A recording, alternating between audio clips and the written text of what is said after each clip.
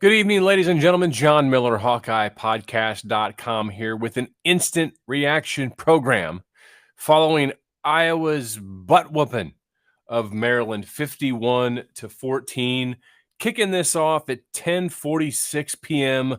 local Kansas City time. So for those of you who are here with us, I guess me, there's no us in here. I don't have a mouse in my pocket. Thank you for being here live. For those of you listening to this somewhere down along the line this week, thanks to you as well. And I really mean that. Thanks to you as well. I could always use you telling your friends, hey, Miller's back doing podcasts again. Did you know that? It's at Hawkeye Podcast. Tweet it out, Facebook it, send people my way. Really appreciate it. Also leaving reviews for the podcast via the podcasting service you use, whether it's Spotify, iTunes, which is Apple Podcasts, or Google Podcasts. You've been doing that because the last few weeks, this podcast in the United States on Apple's rankings has been in the top 5 of all football-related podcasts. That includes NFL, includes college. And I'm beating out some of the ESPN shows, some of the Barstool shows. I'm not beating them out.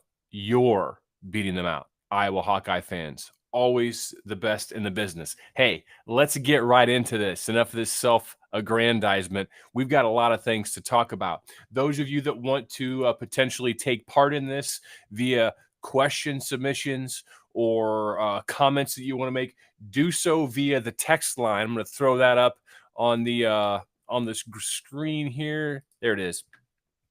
515-474-7216. Just sign up. You don't really have to send anything. Just send something. That'll get you in. It's a free text line, and then you could submit any comments or questions that you'd like to do. I won't likely be able to get to all of them because there've been over 100 the last couple of weeks, and since it's late and the freaks come out at night, I'm sure that it's going to be stacked. Somebody over here in the YouTube chat said Hawks by a million, John Sandage. That's the wrong podcast. But there's nothing wrong with the washed up walk-ons. I was DMing with Kluve right before I go live, and I said, hey, you got a podcast or you got a live show tonight? Because he does the 600 WMT postgame show, and he's like, but I'm not home. And Kluver's up way later than he normally likes to be. Someday, Kluver and I will do a little bit of an instant reaction together. So tonight, you just have me. Let's go ahead and look at some of these stats. Those of you that are here watching, I'm going to pull the stats up so that you can see them as well. Those of you listening, don't worry. I won't leave you out. We'll talk about some things. First and foremost, I want to start with Spencer Petrus. 21 of 30 for 259 yards, 3 touchdowns, no picks. Folks, you heard me say this after the Iowa State game, that I felt like the Kent State and Colorado State games, but maybe just as importantly, the weeks of practices preceding those two games, going to be Iowa's opportunity to tighten up their fundamentals, advance their development. This is a developmental program. It's why we've seen Iowa struggle at times in the month of September, sometimes losing games they shouldn't, sometimes being in closer affairs than we'd like. 2009, we have the 11-2 Iowa Hawkeyes that won the Orange Bowl. We all know what happened against UNI that year, needed 2 blocked field goals at the end to preserve and hang on for a victory. Also, Arkansas State that year, what was that, 24-21? It's September for this program. It's not usually a guaranteed affair, but Iowa had the opportunity to have those 2 weeks of development in September against teams that they shouldn't lose to, and they didn't. And this was really the week that we wanted to see things come together. And started Colby at right guard, started Shooter at left guard. I was talking to a friend of mine this week, and we both agreed, and this is someone that played college football at a very high level back in the day, that this was the Iowa's offensive line. Shooter at left guard, Colby, right tackle, right guard, but he needed to be in there. And he was. That line was there. They were good. They protected well. They did a good job in the passing protection. And Spencer Petrus, I think, played his best game as a Hawkeye. He was on time. He was on target. He was checking down his progressions. He looked like the boss out there. Iowa with 428 total yards to 271 for Maryland, 97 yards for Maryland on the ground. Man, Maryland with 10 penalties for 86 yards. Iowa with 9 for 63. 25-14 in first downs. Iowa 5 of 13 on third downs, but that was probably more like 5 of 10, 5 of 9 before Iowa emptied its bench. Iowa running 80 plays in this game. Hey, that's what happens when you force your opponent to 7 turnovers. Seven turnovers. Iowa was +7 in the turnover department. I'm here to tell you, I can't imagine in the history of college football anybody's lost being +7 in turnovers.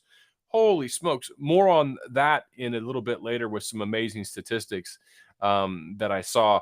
7 of 8 in the red zone for Iowa, 39-10 to 20-50 time of possessions. Holy cow. Maryland did have 9 tackles for loss. Don't like that. Tyler Goodson, 19 carries, 66 yards. And again, Maryland was selling out against the run. Folks, it's going to be a theme. This team's not going to probably average 4 yards a carry this year because they know that if they can't stop the run, they're done, especially with what Iowa's defense has. How about Iowa's leading receiver, Arlen Bruce, my boy from Kansas City, played over at Olathe North High School, which is about probably 10 miles from my house where I live. I live in Leawood, Kansas. And it's the same high school as Darren Sproles. And when he was a junior, Arlen Bruce was knocking down some of Sproles' records there at Olathe North. He was a Simone Award winner, which in Kansas City is the highest honor for a high school football player. His dad actually won it way back in the day as well. And then no football for him to play last year at Olathe.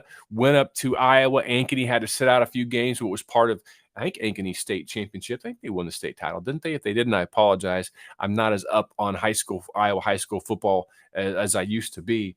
But here he is out making plays. And I got Tyrone Tracy.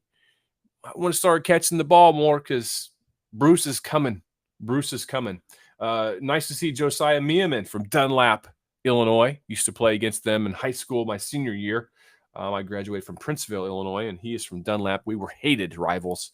Nice to see him make a catch for 22 yards late in the game. Sam Laporta, 49 yards on 5 receptions, 7 targets for Laporta, 6 for Bruce. Tyrone Tracy with 3 targets and the 1 grab. How about Tagovailoa? Let's just QB3, 5 interceptions. So I got to pull up. I'm going to stop this screen sharing right now real quick. I'm going to pull up a couple of texts that I saved. Let me go to my collections, my Twitter collections, my stuff. What was that one? Did I heart it or did I add it to a collection? Not exactly certain. My stuff, my hearts. Somebody had some tweet. I'm going to pull it up. It's a live show. Give me some time. The production budget is not high. It's really just a one-man outfit, if you couldn't tell that. Where is that? Okay, this is from Jason Starrett on Twitter. Don't know who he is, or Starrett. Scott Docterman of The Athletic retweeted it. When tonight's game started, before it's right at the start, there were 105 FBS players who had more interceptions than QB3 for Maryland, Tagovailoa. With 12:20 left in the fourth quarter, and Tagovailoa yanked fourth quarterback of 5 starters that Iowa has seen to get to the bench before the end of the game. With 12:20 left in the fourth quarter, no FBS player had more interceptions than Tagovailoa. Before the game, 105 FBS players had more interceptions than Tagovailoa. After the game, nobody has more than Tagovailoa. 6 picks from Phil Parker's gang. Now listen. Hang on a second. I'm going to need a little drink of the Dr. Pepper Zero. No sponsorship, but I love it. I tweeted this out in the game. First quarter, before Demas got hurt, we were all a little squeamish from the Demas injury, were we not, on that kick return. He had 4 receptions for 65 yards or so. He's their top target, their primary target. He went out. Maryland scored on an 8-play drive, and I think 3 receptions maybe went to Demas on that drive. I mean, they were doing it, and Tagovailoa looked really good. And I tweeted out that Iowa may have to commit more personnel assets for a pass rush because you can't let a guy get back there and be comfortable. But after I tweeted that, I also tweeted something else. And this was before his first interception. I tweeted out a retelling, very small retelling because it's Twitter, of a story that I've shared in the past. I'm going to share it again for those of you that missed it on Twitter, which, those of you listening to this podcast, maybe it's most of you. I had the occasion one time back in the day, sometime, I don't know if it was 05, 06, 07, somewhere around there, to MC one of the iClub events in the summertime. And Norm Parker was the featured speaker this particular evening. So I got a chance to dine with Norm Parker. And we were chatting. And I asked him about his defense. I'm like, hey, this doesn't seem that complicated. It often seems like you're doing the same thing. Abdul Hodge used to sit there, look over the sideline and see you, and you'd sit there and you'd roll your hands in emotion, and then Abdul would roll his hands in emotion to his team when that meant do the same thing again. I'm like, why is this scheme so successful? Is it more complicated than I'm thinking? And he's like, it's not complicated, but it's hard to beat. It's hard to beat us deep and over the top because Iowa basically is a defense that doesn't want to give up big plays.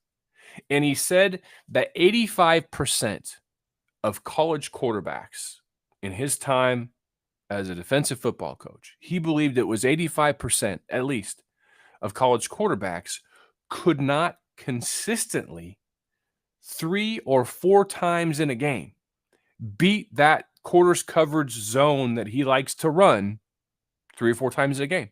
That required 7, 8, 9, 10 play drives to score touchdowns. You might do it once. You might do it twice. Maybe you do it thrice, but it's not often you do it 4 times. And it's less often, it's not often you do it 3 times. You can get field goals, bend, don't break. But you're not going to score on us that many times by being patient with long drives and scoring touchdowns. And one of the games that stood out most to me after hearing Norm say this was Iowa State in 2009. Austin Arnaud, to get over the linebacker level and complete a pass over the linebackers, but in front of the secondary, that's about a 10-yard area to work. Doesn't mean there's not holes laterally that patient quarterbacks can find. It's just not easy. And the more athletic your linebackers are, the better short area quickness they have. And the better and quicker they can get back in their drops. When I mean their drops, when a linebacker recognizes it's a pass and they don't have any spy responsibilities or contain responsibilities, they drop back in coverage. They get deeper. They get deep. That's their drop. And when you have faster linebackers, athletic linebackers that can recognize passing, get back in their drops, that gap between the back line secondary and the linebackers, that area that quarterbacks can complete passes in against the zone, it becomes much smaller. It becomes more compressed. And when you have those really fast, good linebackers, 85% of the college quarterbacks, no. We're talking more like 90, 95% of college quarterbacks cannot beat that 3 times in a game on 3 extended drives. After I tweeted that and recalled the Norm Parker dinner conversation I had, Tua went on a interception parade show, which is what that was. Now, that's Norm. And Phil has kept the train rolling. Phil has put his own signatures on this defense, and he is employing a lot of the things that worked, and he's also made tweaks to bring in new wrinkles with the way that the game of football has evolved since Norm passed away. And it's a beautiful thing to watch. Iowa's quarters coverage with athletic linebackers that can get back in their drops quickly, athletically, lights out. Lights out. I'm telling you, the way this season's setting up and the quarterbacks that Iowa has on the schedule. Now, some folks, one of my friends texted me this, Northwestern seems to have figured out how to beat that. Sometimes they have. They've had quarterbacks that have been successful. The thing is that the quarterback has to be disciplined and patient. Disciplined and patient to take what is there. When you try to force it in to that second layer of the zone defense area over the backers and in front of the secondary, you're playing with fire. You need to take what's available in the flat and those underneath crossers and dig routes. And you need to do it dinking and dunking all the way down the field, a.k.a. the way Northwestern has done against Iowa in some years, the way Purdue sometimes has done. That vertical stretching, the vertical stretching attempts against this year's defense, good luck with that. Good luck with that. Okay, going back to some statistics. Thank you for allowing me to wax poetic and retell the Norm Parker story there. Let's go over to first downs. Cumulative stats. Why is this not showing me what I was seeing? Third down attempts. Iowa 13. Iowa's average to go 8.7, probably skewed quite a bit by things that, what, there's so much being skewed there the last quarter. I mean, you're talking about the starters going out, big plays.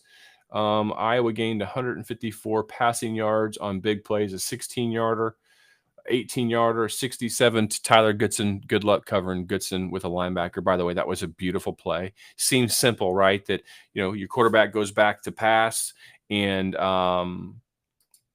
you just throw about a 10 or 15-yard pass to your running back and he goes, makes one juke, and it's a touchdown, right? Simple. How is that a good play call? It's a great play design because you go back and you watch that. That play is specifically set up with two receivers split right, one receiver split left. I think Goodson was offset right to Petrus out of a shotgun, and it's designed to create space in the middle and overload the right side with 4 defenders, not 4 linemen, but 4 defenders playing against the pass. You got 2 guys on the 2 receivers, and you got a safety there. And then you've got Goodson also off of Petrus's right hip. And at snap, Goodson flares out a little bit wide and then makes an inside cut. But then you have this other receiver over here along with the tight end that's occupying a safety over here and a couple of other defenders. It leaves the middle of the field wide open. So Goodson makes an outside move, inside cut, skinny post, catches it. So it was going to be a 15 or 20-yard gain because he torched the linebacker. Linebackers ain't going to keep up with Goodson on something like that. Perfectly thrown ball too. But then Goodson gives the safety the dead leg right, cuts left, and he gone. Great execution, right? Tyler Goodson's a great player. Not every player can break that and go all the way. Great play concept and design. Fantastic execution from the blocking to the cuts to the throw, right on time, right on the money. Beautiful, beautiful thing is football when everybody's doing the right thing and doing their job, and you see these nuances come to play.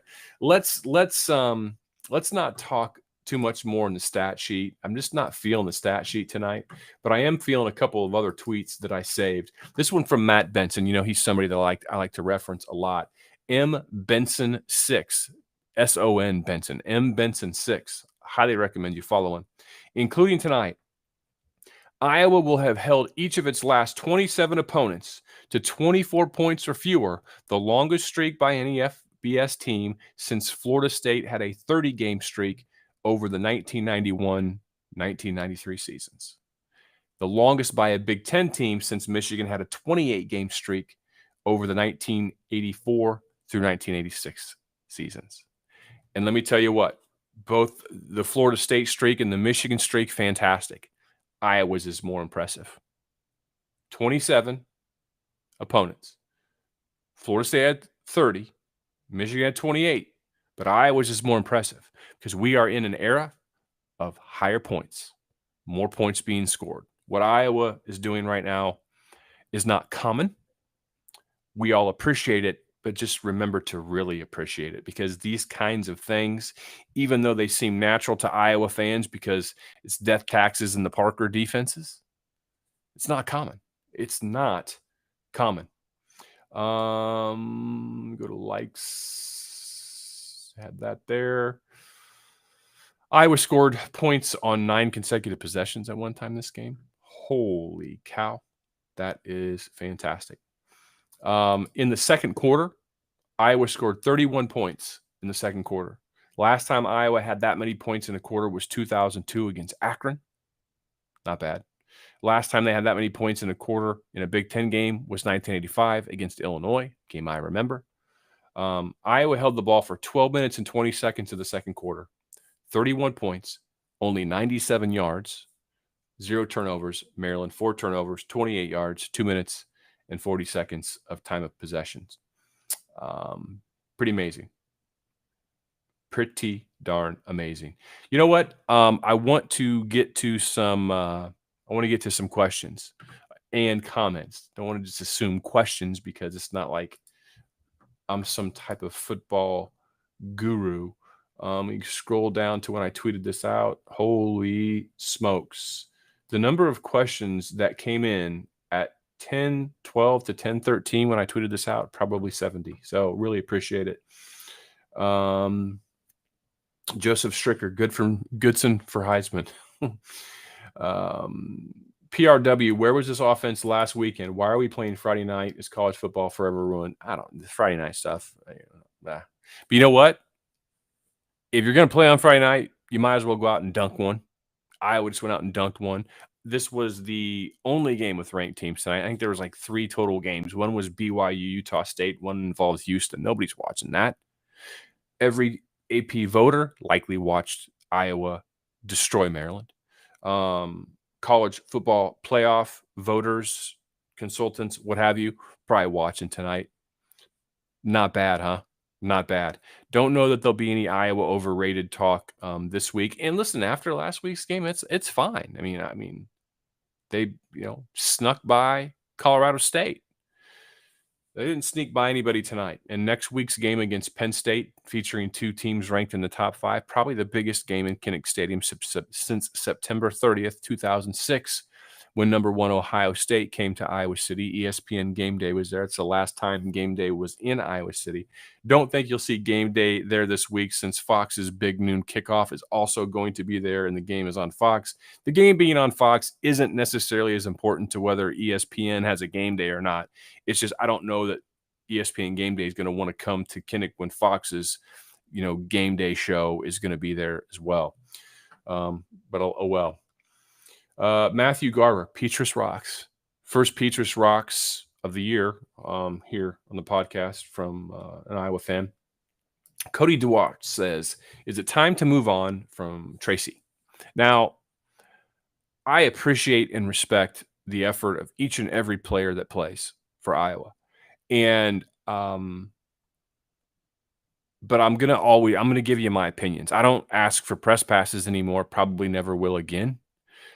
So I'm not beholden to anybody. I do this as a hobby. There's really not even really any advertisements this year. I'm not making anything from this year. I'm just doing it because I love it. And I enjoy doing this with you this year. Now, that doesn't mean in the future I might not do some other things. We'll see. But so I'm going to give you my unvarnished opinion.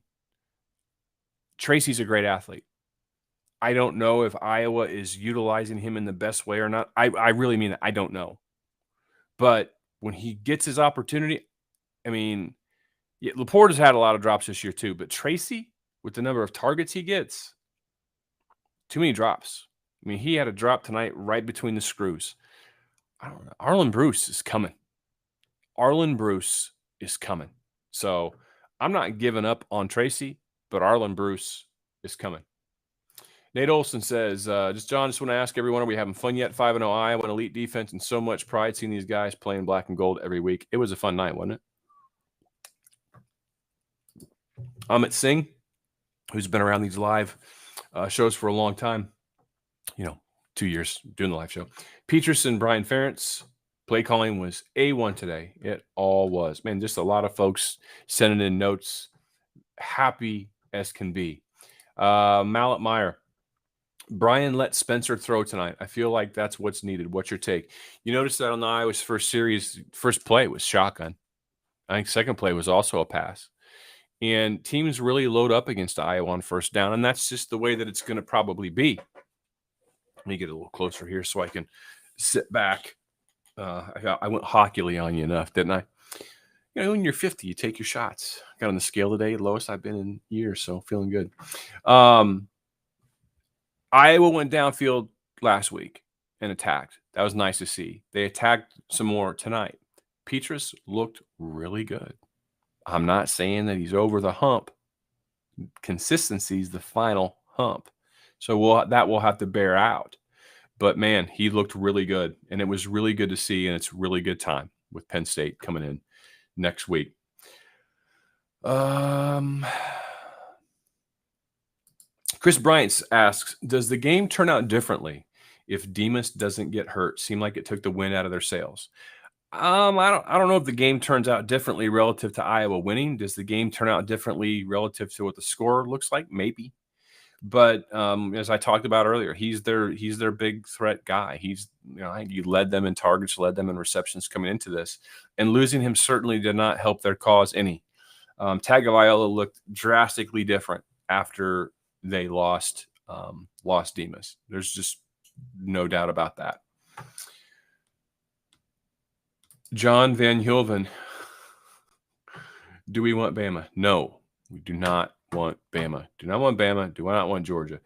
Brings up an interesting conversation I was having with somebody this week, and I can't remember who it was. Oh, yes, I just did. Would you rather Iowa qualify for the college football playoff? This is the hypothetical choices you get. Would you rather Iowa qualify for the college football playoff and get trounced by Bama or Georgia, or not make the playoff and go to a New Year's Six game and win? To me, give me the CFP, because the amount of publicity your program is going to get, the recruiting juice you're going to get from that, I think it's what you want, and it's something that you haven't been to before, so I think you take that. Getting ahead of ourselves there. Austin Hackford says championship level defense. Yes, they have been playing at that level for quite some time.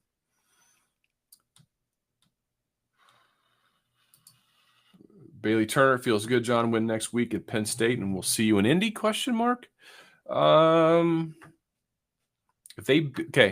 If Iowa beats Penn State next week and Michigan beats Wisconsin, then yes, I would say I would probably start making reservations. Refundable reservations. Always make refundable reservations. Get that trip insurance going. But, yeah, I don't know that Michigan's going to beat – Michigan can't throw the ball. Wisconsin can't throw the ball. That's the only game I'm really interested in watching this week, is Michigan against Wisconsin, if I can have time for it. But it's kind of going to be family day tomorrow. I've been golfing quite a bit this week, so got to even out the time. Jason Eggy, is it time for people to stop complaining about Petrus? All he does is win, win, win, no matter what. Song emphasis mine. Complaining about the starting quarterback is as old as time itself. And Petrus's play has certainly been worthy of criticism. But tonight, it's worthy of praise. And that's what we're seeing, and that's great. A lot of people saying Brian Ferentz, great call, great game calling tonight. Nick Runfelt says, is Goodson a better complete back than Sean Green? Well, let's ask this. Who would you rather have as a running back on this year's team, Sean Green or Tyler Goodson? It's an interesting debate. I like Goodson. I like what he brings in the passing game. He is a more complete back than Sean Green. Sometimes you'd like to have the jackhammer that Sean Green was, but Sean Green was also playing behind third best offensive line in the Ferentz era. It's definitely in the top four. Underrated offensive line. They were really, really good. And Goodson hasn't run behind a line like that as the key featured back per se. Todd Weeks, not punting is winning. Speaking of punting, let's hope Tory Taylor, go to special teams here real quick. Tory Taylor punts, 4 punts, average 43.3. Man, are we spoiled? Or I'm spoiled. 43.3. I was looking to see like 35 point something, and he still averaged 43.3. Wasn't his best night, he'd tell you that. Yes, not punting can also be winning. John Singer, is one of the limiting factors of Iowa's offense the fact that they frequently start with short fields. Hard to rack up yards when you start inside the opponent's 40. Am I right? That is an interesting notion this year. Because the less field you have, things get more compressed. I would say Iowa's hardly been an offensive juggernaut, hardly a well-oiled machine offensively to date. Is there something to that? I think Iowa's offensive struggles were very young and inexperienced offensive line, especially at tackle. Shooter being hurt, that didn't help. So the discombobulation and inexperience of the offensive line and not really having the 6 or 7 guys to gel right away was a big problem, I think. Petrus playing within himself, another issue. But they're coming. They're coming. That offensive line is coming. The offensive line, what we saw tonight was the manifestation of my greatest hopes following the Iowa State game when I said they get these 2 weeks, 3 weeks of practice before they play Maryland, and they get these 2 glorified scrimmages. This is what I hoped to see. This was the payoff that I was hoping to see developmentally. Now, next week's opponent is much better. Penn State, really good defense. And Sean Clifford has, he's seen the big lights. We'll see, but they got a shot. Talked about offensive line growth. Bill Delahant, John, we can't count on our defense to carry this team! Exclamation point. Pretty soon the offense is going to have to score. I don't trust them to score 20 points against a Big Ten defense. What do? We're all going to die. Maybe this was said in jest. Let's just assume that this was said in jest because it was Big Ten game. So no need to break that down. I'm going to go with this assumption, Bill, that you were just playing around. Brandon Madison, where has Xavier Williams been? Buried on the bench? I remember all the hype this summer when he was a highly touted grad transfer from Northern Iowa. Now nothing. Yeah. He joined a very deep room. That's what I would say. Tyler Lutz says Arlen Bruce and Keegan Johnson with a lot of reps, best receivers we have. Kirk is really opening it up. I don't think Johnson, I think, has more.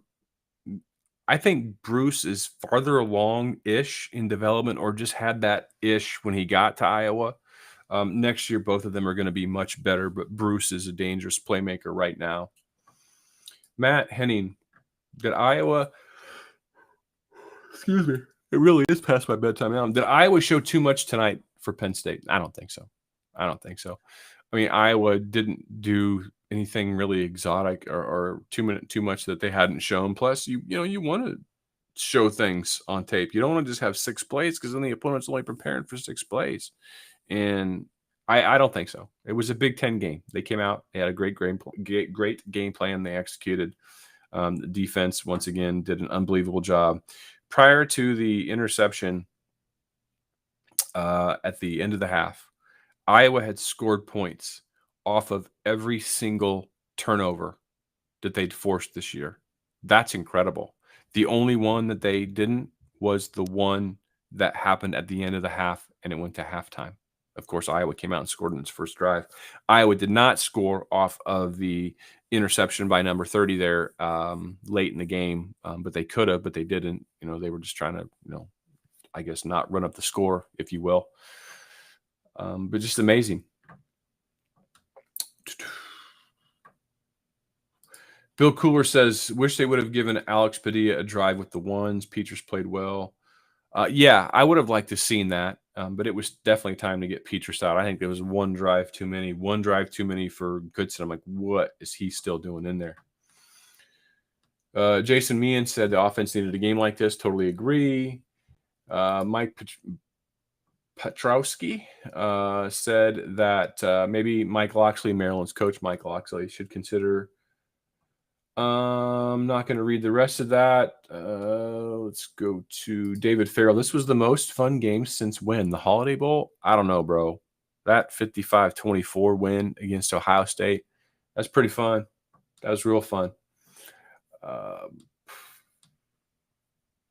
Clay Baker asks, is Penn State capable of playing the patient, efficient, consistent offensive football required to beat Iowa's defense?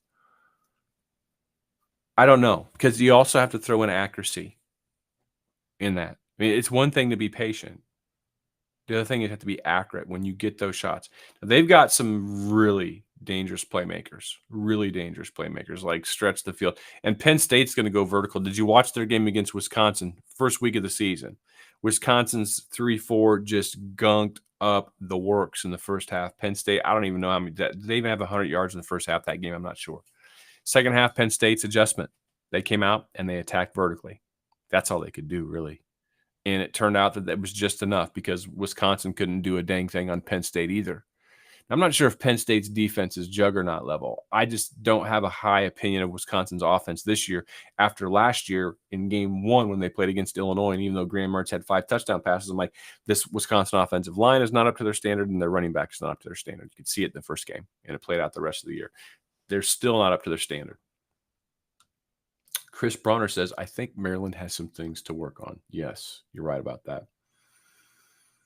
Lots of experts talk about how turnovers are more of a luck stat with how Iowa plays and how we've got interceptions this year in the last 5 years. Do you know Iowa is outdoing what they do?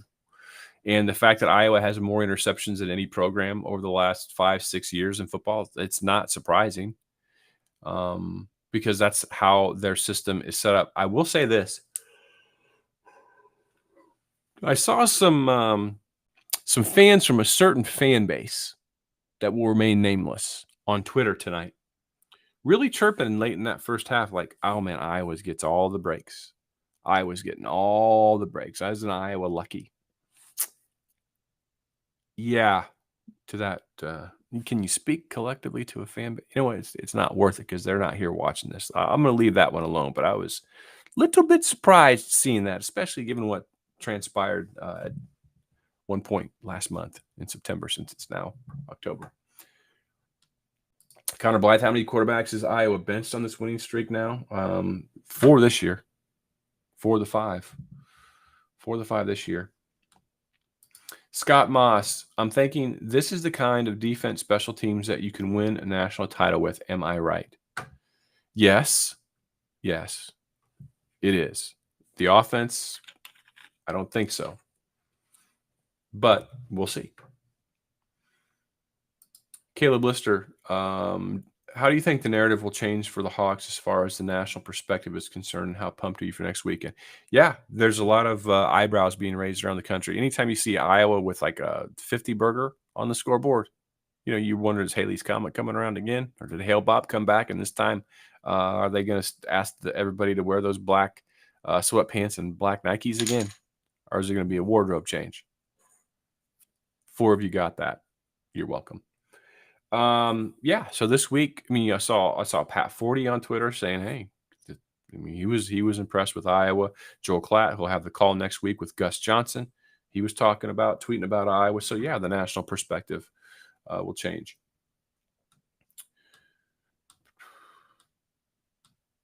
Jake Wilson, we have to find a way for Jacobs to get in the field more. I think Jacobs is getting on the field plenty. He still has some work to do, angles of pursuit and things like that, but he is fantastic. Iowa's defense is best when Jacobs is on the field at linebacker and Belton is one of the safeties. It just is. It's lethal.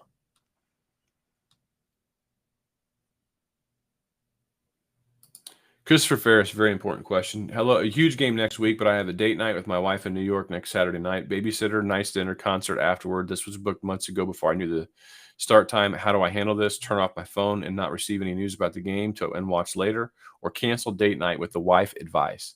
Yes, you turn off the phone. Turn your phone off or turn it on do not disturb mode, with the exception of whitelisting your babysitter, of course. And go out and enjoy the date with your wife. There will always be another Iowa football game, but you got to put money in the bank on the home front. There you go. Take it from a guy who's made the mistake.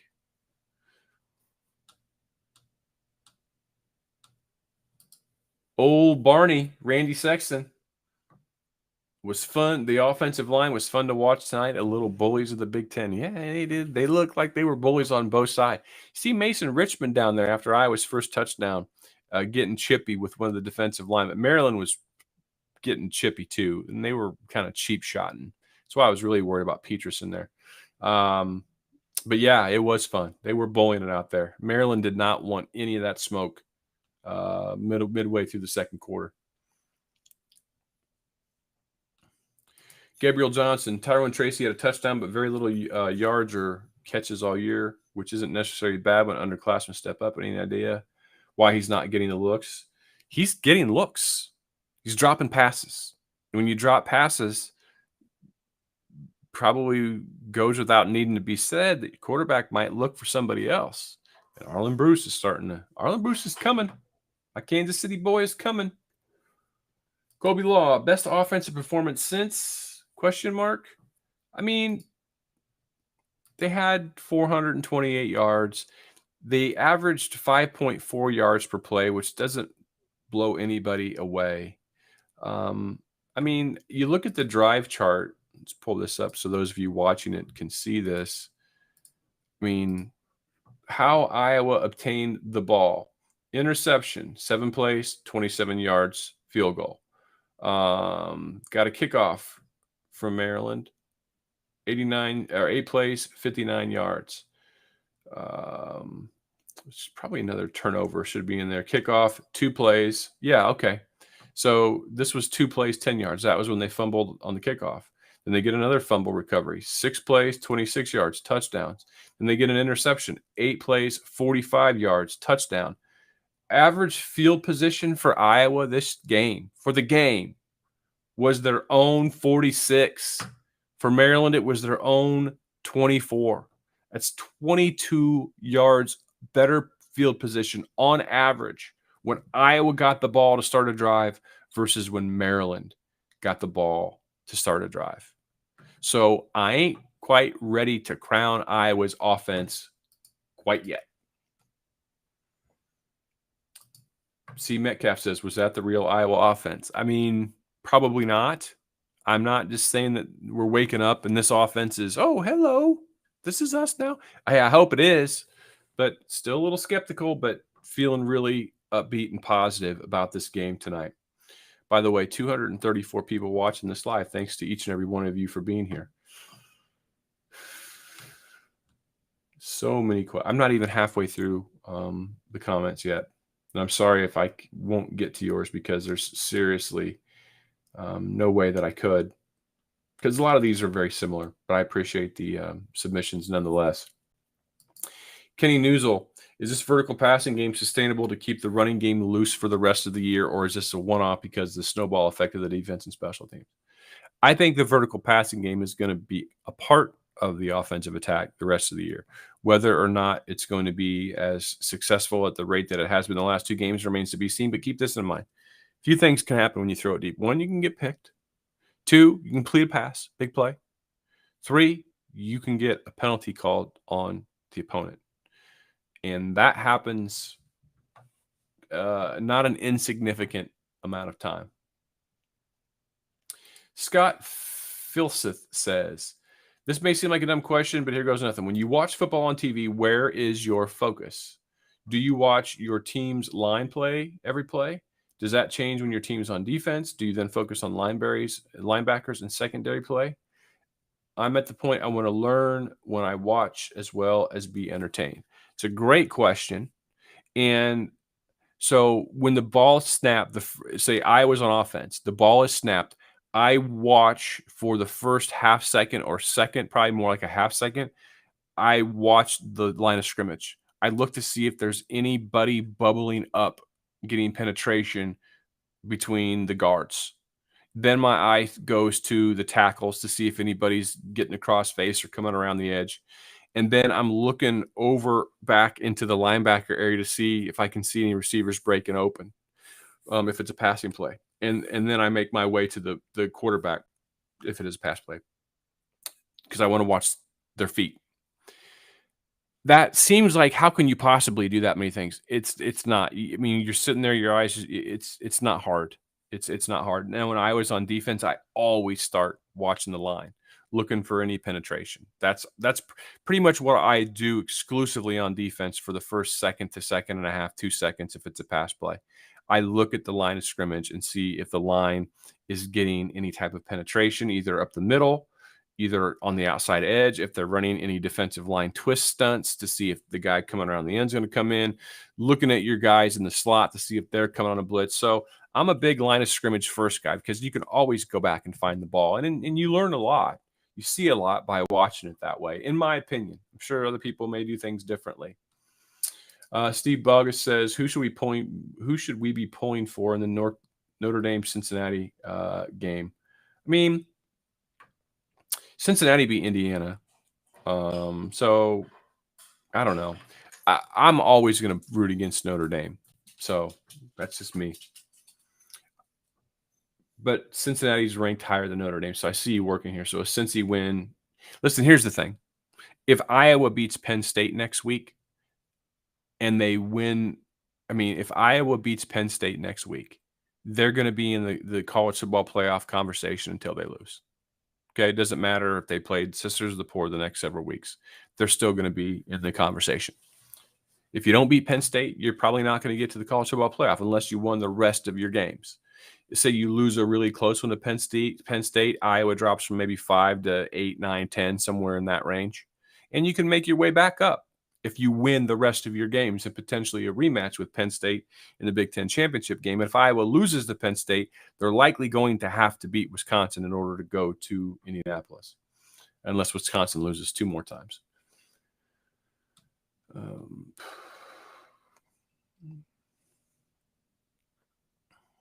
Tyler Anderson, do you think that Shudak was instructed to intentionally kick it short on kickoffs? All season he's been kicking touchbacks. Yes, I do. Yes, I do. LeVar Woods probably saw something in Maryland's kickoff return game that he felt that Iowa could exploit and push and dominate. And as you heard me say just moments ago, Maryland's average field position starting was a 24. Okay. And Iowa punted several times. So you get a touchback, it comes out to the 25. So Iowa did a really good job on kick coverage. Let's see if I can find that kick coverage team. Shudak, Maryland. No, I'll have to see that. See that in the post game stats. I'm going to pull up my Gmail here just so I can see when those stats come in, because I can find you the answer pretty quickly once I get those statistics. And I do have them. So let's go here, look at the Maryland game. Go to kickoffs. Iowa had, let's see here.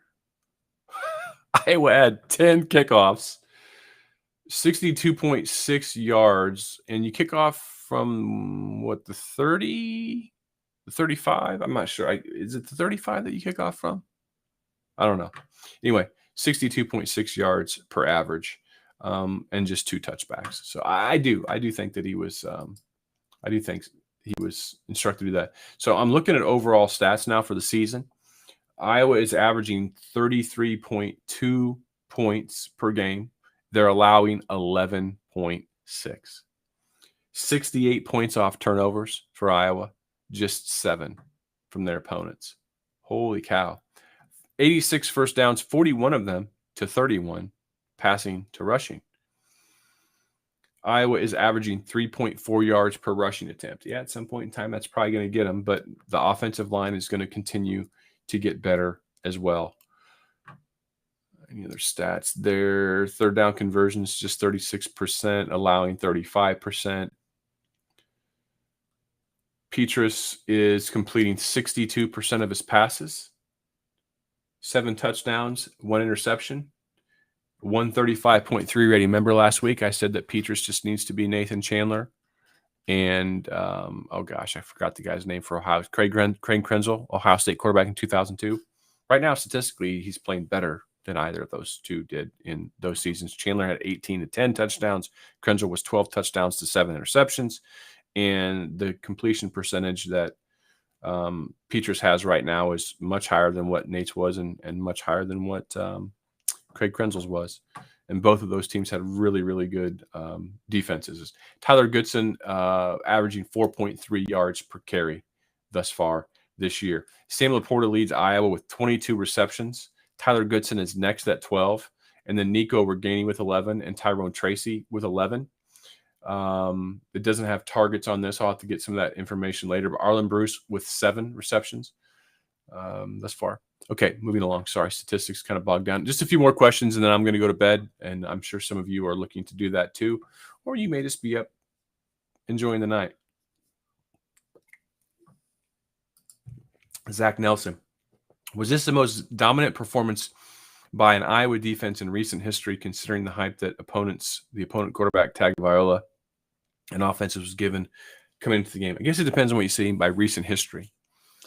To me, I still like to think that 2009 is somewhat recent, but then again, that's the perspective of a 50-year-old. What Iowa did in the Orange Bowl to Georgia Tech, I mean, about as dominant as he gets, but it was pretty dominant. Tim Spears says best 5 offensive linemen: Linderbaum, Shooter, Colby, 56 is at DeJong, and then Mason Richmond at left tackle. That's my 5.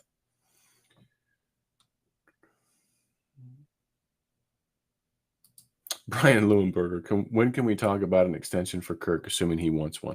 I think Kirk will be around 2 more years. That's my prediction.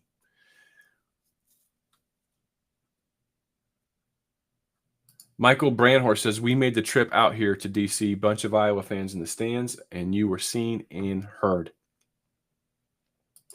Jim Dilly, most surprising game in KF era since road win at PSU in 2002. Man, is it surprising that Iowa won 51-14? Yes, that's surprising.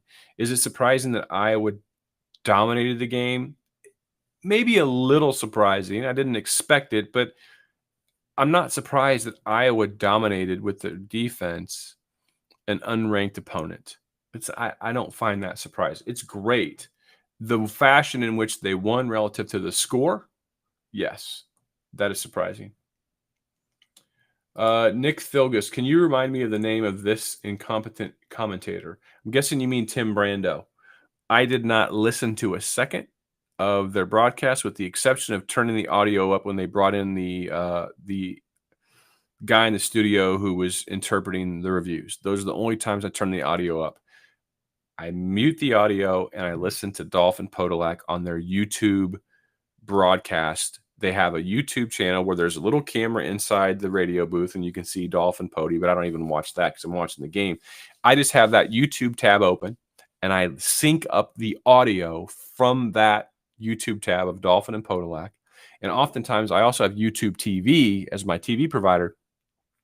Dolph is ahead of YouTube TV by 2 or 3 seconds. So on the opening kick, after the opening kick, I see how much farther ahead Dolph is in the TV, and I just push pause for however many seconds, and I sync him up, and away I go. And I don't have to listen to him. I will probably listen to Gus and Klatt next week. Those guys are really, really good. But I love listening to Dolphin and Podolak.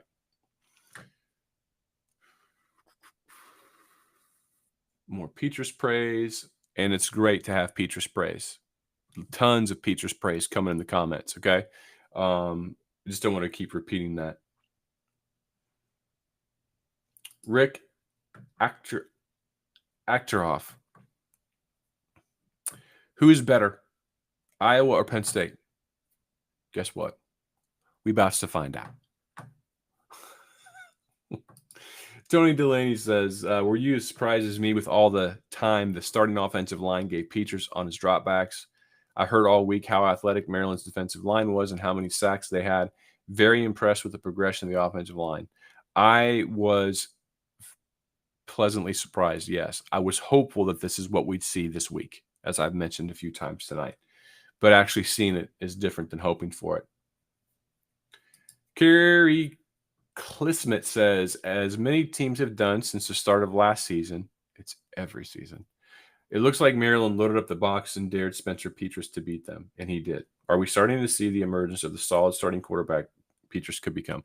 If Petrus can continue to connect on these deep shots, it's going to change everything for this offense and change everything for the trajectory of this team this year and make certain things that we once hoped for with bated breath and fingers crossed maybe become a lot more realistic. Brent Boyd says LeVar Woods, great coach, going to make a tremendous head coach, probably sooner than later. LeVar is a great human being as well. And he is a really good football coach. And to become a head coach, he's probably going to need to go through the MAC route. So, I mean, if LeVar could land a head coaching gig at a MAC school from being, where the position he's at in the Iowa staff, that'd be a phenomenal job. It'd be impossible to turn down. Patrick Regan asks an interesting question. Who looked worst against Iowa, Penix, Purdy, or Tagovailoa? And is Sean Clifford next to join that group? And Penix looked really bad. He was still coming off that end, and he throws it funky. But, man, Tagovailoa had 4 interceptions. I guess, did Purdy have 4? But Purdy's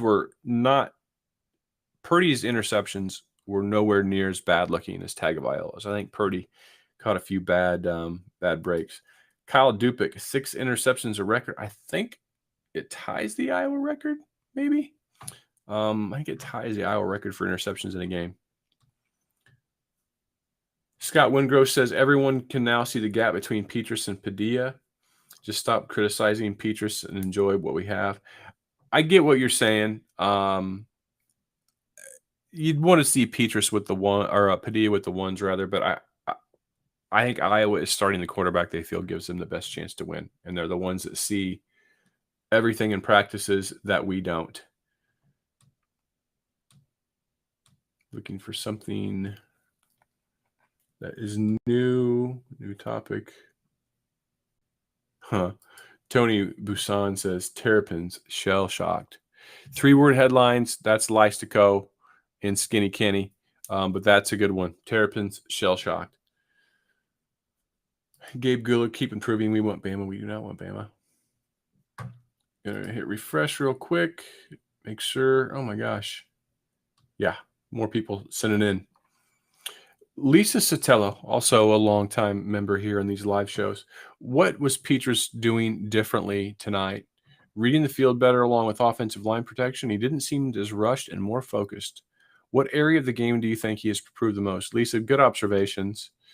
Better protection, more cohesiveness along the offensive line. And he did seem like he was chilled out. He was an LP record playing at 33 RPMs and not 78 RPMs. Those of you old enough to understand that reference relative to record players, you get it. Those of you that don't, I'm sorry. Just think Alvin and the Chipmunks. That's what goes on in Spencer's brain a lot when the rest of the world is playing at normal speed. He's just hyped up. He was playing within himself tonight. Looking forward to watching the replay of this and the 60-minute replay on Sunday, because I want to focus more on his footwork and setups. But, man, he was a guy that was in command of that game plan tonight. Paul Marshall, it was either Morehouse or Doctorman that used to emphasize hidden yardage, especially in 2015 season, punt return, turnover return yardage, etc. Yeah, I mean, those guys were the best. That was my all-time favorite podcast. Still wish they were doing it. But you're right, hidden yardage, like we talked about earlier, Iowa's average starting field position was 22 yards per possession better than was Maryland in this game. I mean, it doesn't get any more dominant than that. Caleb Google says, if you had to choose hypothetically, which defensive playmaker would you rather be without this year? Which defensive playmaker would you rather be without this year? Man, I don't know exactly what you're trying to get at here, and it's kind of a negative thing. Like, I don't want to think of any of them being – I mean, the guy – how about we say the defensive player that you'd say, John, that you would least want to see out for Iowa? I think it's Campbell. Campbell or Belton. Campbell's irreplaceable. Campbell might be a first or second team All-American. Belton's close. I'd go with Campbell because of how Belton's right there. He changes things too for the defense. It'd be one of those two. Keith Stifler appears there were some changes to the blocking schemes. These changes seem to be effective. I hope Iowa continues to use these schemes to mix up their traditional zone blocking. I'll watch that in the replay because I wasn't really focused so much on the scheme tonight because Iowa was just scoring so many points, didn't hardly have time. Okay, that'll do it for the questions. Thank you to each and every one of you for sending in your comments and questions. Really appreciate it. Going to go over here to Twitter. Not done yet. Just going to go over here to my media list that I have just to make sure that there weren't any late game news stories, injury reports.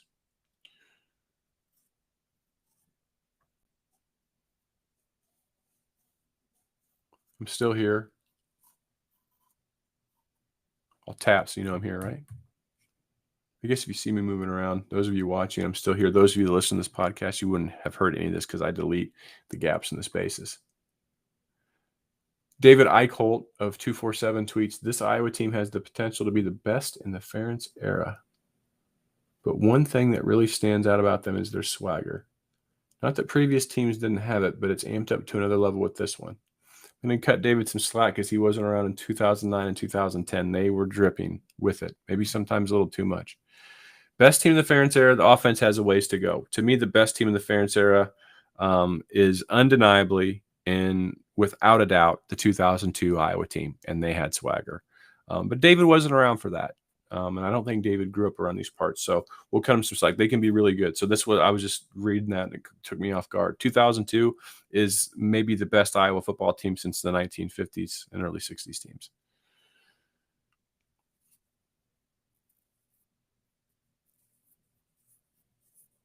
Brendan Stiles, our friend Brendan Stiles, tweets, if Penn State wins tomorrow and both are still top 5 next week, it's the biggest game at Kinnick since 1985, bigger than 92 Miami, bigger than 04 Wisconsin, and bigger than 06 OSU. 04 Wisconsin was for a Big Ten championship.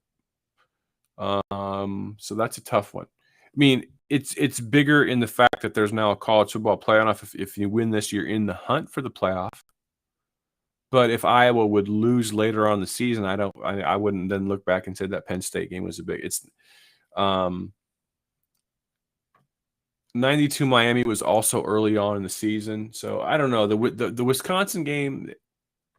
It's bigger to me than the 06 Ohio State game because now I have the benefit of hindsight and know that Iowa wasn't all that great in 06. So I would say 04 Wisconsin and 1985, 1 versus 2.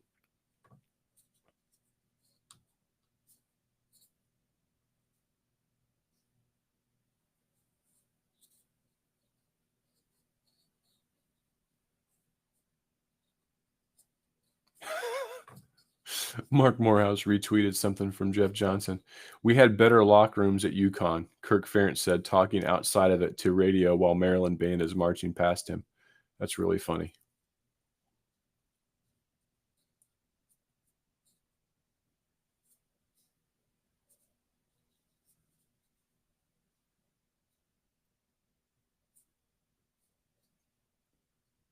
Doesn't look like any negative items coming out after the game, which is fantastic.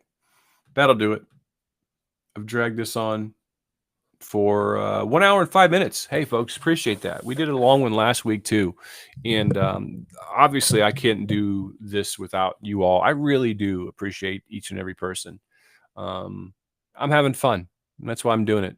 I'm really doing it for the love of the game, if you will, not the football game, but the love of this game, broadcasting and being around and interacting with so many people who've helped me do a lot of fun things in my life that I like to do. So thanks for listening to this. Thanks for coming by with the and watching this in the live stream. I really appreciate that. Thank you to all of you who sent in and submitted comments. If you want to become a part of the free podcast or the free text group, 515-474-7216. With that, we will talk to you next week and probably going to do a Penn State preview podcast Wednesday, Thursday-ish next week. It just feels like it's time because it's a big one, Elizabeth. We'll talk to you then.